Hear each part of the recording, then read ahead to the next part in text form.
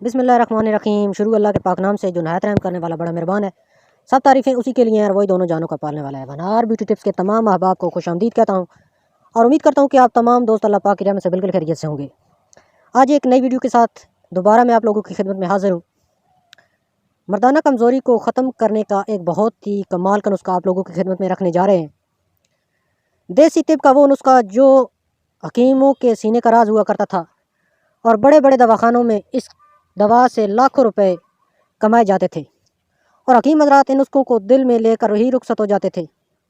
اس علم کا کیا فائدہ جو کسی کا بھلا نہ کر سکے، اس لیے اس نسخہ کو میں نے عام کر دیا ہے۔ آپ بھی زیادہ سے زیادہ شیئر کریں۔ اس نسخہ سے جسم میں جوانی کی تمام غلط کاریوں کا ازالہ ہو جاتا ہے۔ عضو خاص میں اس قدر طاقت آ جاتی ہے کہ مرد کے لیے ضبط کرنا جو ہے مشکل ہو جاتا ہے۔ اگر اس نسخہ کو 40 دن یا پرہیز کر کے استعمال کیا جائے تو بے شک مرد 4 شادیوں کر لے، اس نسخہ سے جوانی کی نئی لہر آ جائے گی اور انشاءاللہ کمزوری ختم ہو جائے گی اور مردانہ طاقت میں بے پناہ اضافہ ہوگا۔ نسخہ اس طرح ہے۔ ویڈیو کا باقاعدہ آغاز کرنے سے پہلے میری تمام دوستوں سے ایک چھوٹی سی ریکویسٹ ہے کہ اگر آپ اس طرح کے مزید نسخے دیکھنا چاہتے ہیں تو ہمارے اس چینل کو سبسکرائب کر لیں اور ساتھ لگے بیل آئیکن کو لازمی پریس کریں تاکہ اس طرح کی جو ویڈیو ہے وہ آپ سے مس نہ ہو سکے۔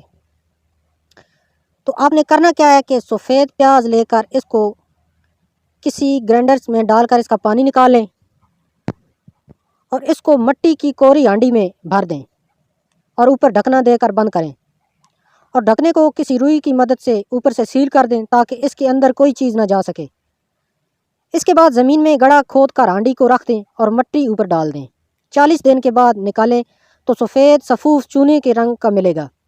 اس کو شیشی میں سنبھال کر رکھ لیں اور اس کا جو استعمال کا طریقہ ہے، پان میں ایک رتی رکھ کر دوران دودھ اور گھی کا اس کے ساتھ جو ہے نا وہ استعمال کریں۔